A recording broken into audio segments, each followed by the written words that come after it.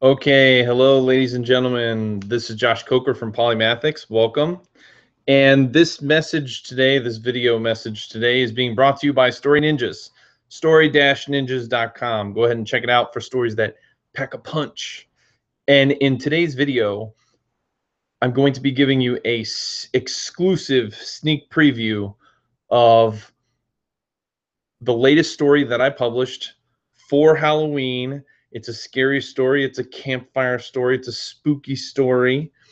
And I want to give you guys a sneak peek. But before I do, let me very quickly show you how you can get your copy if you want to read more. Okay, so it's on Amazon. Oh, you guys can't see it because screen share, screen share, screen share. Here we go. Share my screen, infinity screen. Here we go. So I'm going to walk you guys through like you've never done it before. You go to Amazon.com. Over here in the search bar, you click it, then you just type the letter K and it goes to Kindle store. Hit enter, then type in The Hunt, Josh Coker. You type that in, you're going to see a lot of my books here. The Hunt is up there at the top. Well, not a lot, but a couple of my books here. And then, okay, so here it is. It's got the synopsis here, if you want to read that. And then if you click on this, it's going to give you the majority of chapter 1. Now, what I'm going to give you today, what I'm about to read here, is actually going to be a sneak preview of later chapters. And the reason is because I appreciate all you guys here on YouTube who support me and who watch my videos. So I figure to all you YouTubers out here, this is going to be an exclusive sneak preview that nobody else gets to see. So with that being said, I'm going to put my glasses on here and then I'll start reading you some of the story. This is starting around chapter 6. Okay, now bear with me. I don't necessarily do readings for a living, so just, I'm going to try to make it as vocal variety as possible here. Okay, here we go. A divot longer than my forearm and wider than my waist scarred the forest floor. Bear-like claw marks imprinted the ground. The print itself resembled that of a human. Must have a dew claw, too. What kind of animal is that? Maybe Pops knew. A footprint? I said. Can't be, Pops said. Must weigh several hundred pounds, maybe even 1,000, and bipedal. Ain't no such creature. I remembered what Crazy Pete said. Pops may be a skilled tracker, but he can't find something he's not looking for. Pops stroked the scruff on his chin as he considered the clouds. Still, we should head back to the four-wheeler. Storm's nearly here. We'll cut through Devil's Hill, quicker that way. Relieved, I nodded in agreement. We started back, and the rain came pouring down. Barrages of raindrops pelted the leaves. Thunder boomed and shook the ground. Pops and I donned our raincoats. Rain still seeped through. The wind blew the rain in every direction. I couldn't see or hear anything. I kept following Pops. Once we arrived at Devil's Hill, he spotted shelter. A cave stood at the base of the incline. He pointed at the opening. We can hold up there until the storm blows over. Then he pulled out his rifle. Just hold tight while I go and check it out. Pops was far braver than me. Heck, he's the bravest guy I know. Who in their right mind would go into a cave alone? And even though Pops could be a bit overbearing at times, it comforted me to know that he was here with his rifle. I stood waiting and waved my flashlight into the woods. Branches shook, and the leaves glistened in the rain. Beyond the bustling of trees, a deep, guttural sound approached. Is that Wheezing? The hairs on my neck stood on end. Instinctively, I scanned the area. The raincoat hood blocked my periphery. Slowly, I pivoted my torso in the direction of the noise. Trees bent toward the ground, bowing at the power of the storm. The wind howled and the rain spat. Leaves billowed. I saw nothing until the lightning flashed. Then the horizon lit up, and two red eyes stared back at me from the woods. Chapter 7. My body froze.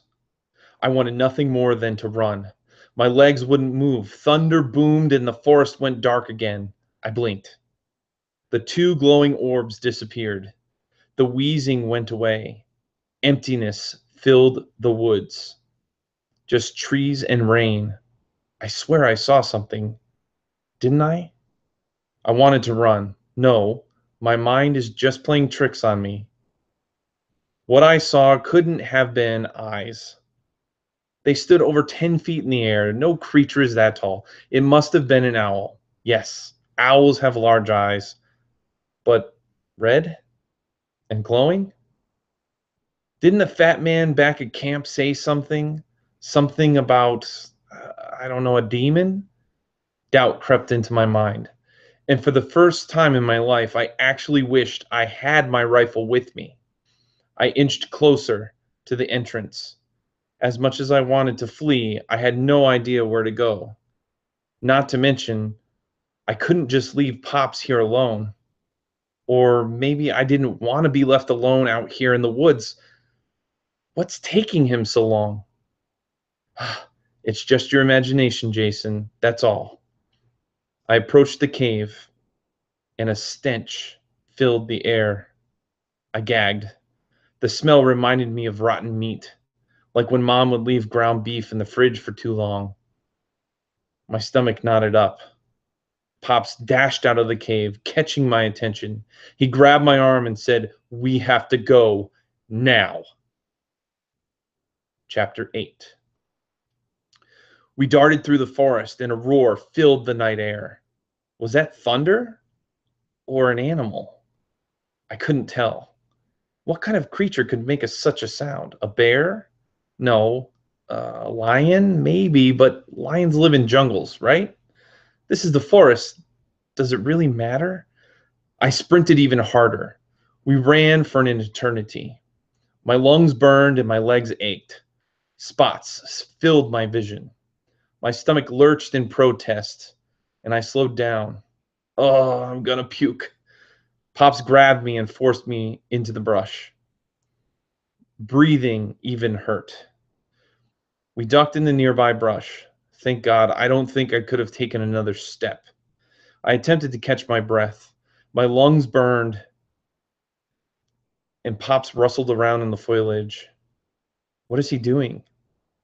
He's making too much noise. The old man pulled a camouflage tarp off one of the bushes. Metal glimmered beneath the flashing of lightning. The four-wheeler. Oh, thank goodness. Pops dug in his pocket. What did you see? I asked, still sucking down air. Corpses, Pops said between breaths. My eyes widened. Animal body parts, all torn up. He fumbled the keys in his hands. Is Pops scared? I've never seen him so distraught before. The buck I shot was damn near ripped in half.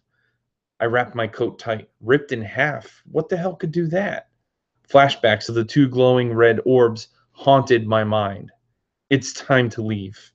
I'm not going to spend another minute here in the deep wood. No way. I climbed into the back seat. So it's a bear? Pop shook his head. No. There were bear carcasses in the cave, and bobcats, and he shot me a sideways look. A human skull. A skull? Carcasses? What kind of creature preyed on predators? Pop stuck the key in the ignition, then furrowed his brow. Pete was right. Goddamn bastard's been saying it for years. Some sort of super predator. Pops placed his foot on the four-wheeler mount, then froze. Strange. Why did he? Wheezing filled the air. The same guttural sound from the cave. My hair stood on end. Pops turned and placed a finger to his lips, and I clamped my hand over my mouth. Dun, dun, dun. Okay, guys, so I'm going to stop sharing my screen here.